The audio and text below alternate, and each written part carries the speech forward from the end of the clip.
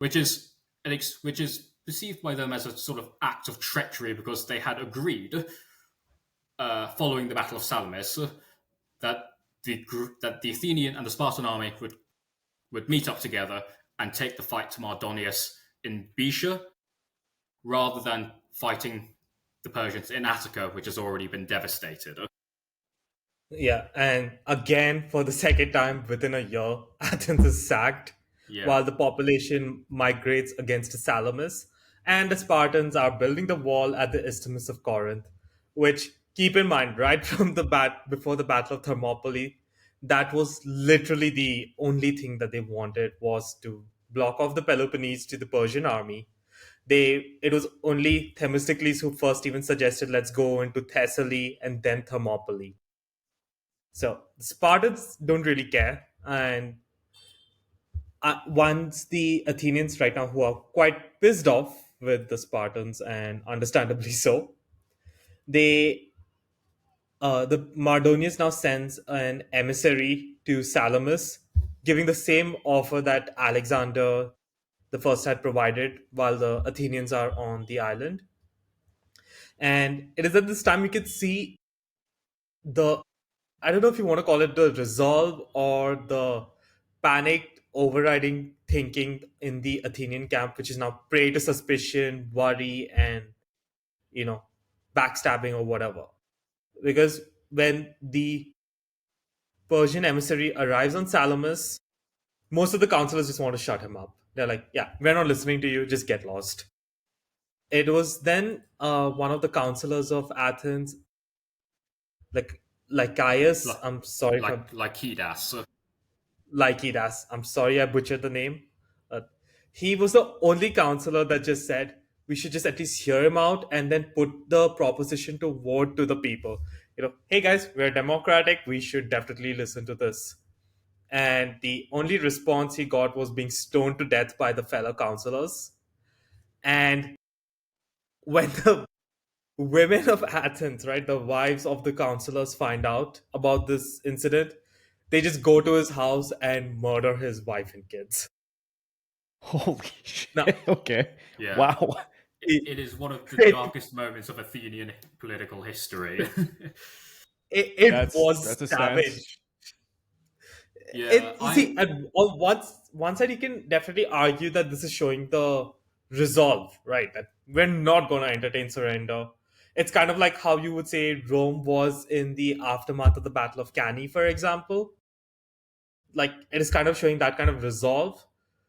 Or you could also, on the flip side, make an argument that they are so prone to suspicion and overthinking now that rational thought is not going to go forward with them.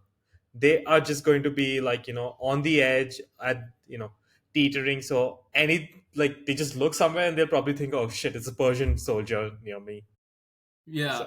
and I as you I mentioned, actually, it was a pretty dark I incident. actually sort of examined like similar incidents like this during the Peloponnesian War as part of my doctoral thesis. I studied a lot of sort of the ancient Athenian sort of treatment and laws and cultural reception of treason, of betraying the Athenian democracy, and the stoning of Lycidas is definitely a major sort of event in that history. And I sort of push back a little on sort of the characterization of irrational because I emphasize that a lot of it is perceived as rational. It's quoted in the language of collective security and service to the city state. And so the way the Athenians are looking at this is that there are these sort of traitors like Lycidas who are capable of doing sort of horrible, like treacherous things, such as betraying the entire city to the Persians, and no amount of social rehabilitation is going to help them. So, if you have a situation like that, and there is actually an orator in the fourth century who, on traitors and treason, he sort of says, uh, I would rather uh, kill the traitor early before he has an opportunity to act, rather than sort of following due process and executing him afterwards when all the damage has already been done.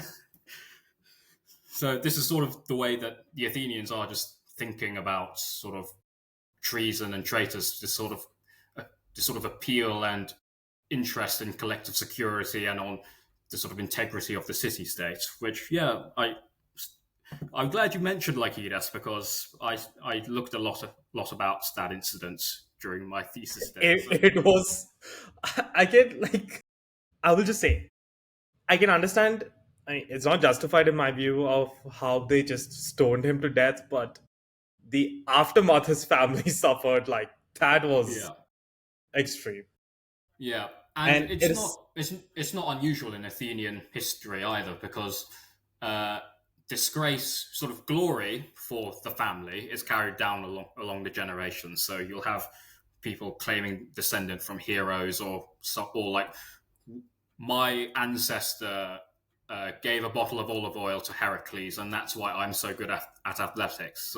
So glory is passed down, but also infamy is also passed down as well. So you will also have decrees striking citizens off the list for treason, and sort of not only saying this person is struck off the citizen list on pain of death, he can't re-enter Attica, but they also banish all of his descendants as well. So you sort of have this it's sort of also like the Romans as yeah, well, right? Even they yeah, also had pretty harsh. And as you said, the same thing of the glory and the shame of families were passed down for the generations. yeah, And I would also say at this point, the Athenians make a desperate emissary to the Spartans, who are right now not even at the wall at the Isthmus of Corinth. They are in Sparta, yeah. in Laconia, because they are having another religious festival, which said religious festival did not allow them to come in time for the Battle of Marathon, like some other religious festival. And it was also a reason why the Spartan army could not move in force for the Battle of Thermopylae. Yeah, this is becoming a bit of a trope among the Spartan army, that they're being prevented from their duty to the gods by celebrating religious festivals. And by the way, religious festivals are actually quite fun occasions in ancient Greece. So you know that the Spartans are having a lovely time at this festival, while the Athenians are huddled together, having been deprived of their city on the island of Salamis. But Sometimes yeah, religious festivals could cost you quite a bit. You could ask yeah. Syracuse during the Punic Wars.